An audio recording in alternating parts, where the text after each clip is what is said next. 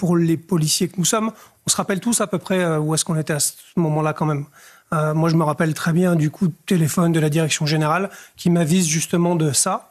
Et forcément, quand on est policier, qu'on a fait ce genre de contrôle, on est obligé de se dire ça aurait pu aussi nous arriver. C'est ce qu'a dit mon délégué Claude Simonetti juste avant.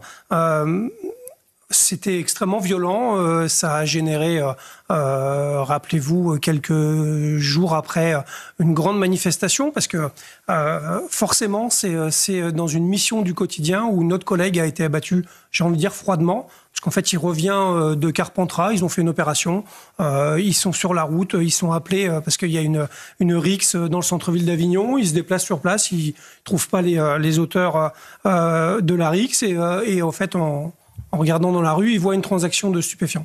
Donc, ils sont en service, ils font leur boulot, ils descendent, ils s'annoncent vraisemblablement, c'est là que prendra tout l'intérêt du procès, et il se fait abattre comme un chien, j'ai envie de dire, parce que c'est ça la réalité, sans aucune autre forme.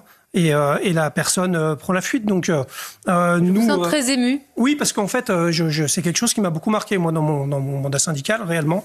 Parce qu'en fait, alors, on attend forcément de la justice. J'ai la faiblesse de croire que ça n'empêchera pas demain ce genre de profil à recommencer. Mais je dois avoir la force de croire surtout que la justice enverra un réel message, parce qu'en fait, notre mission, notre engagement, celui d'Éric, n'aurait pas de sens. Et je crois que ça serait plutôt terrible pour toute une corporation.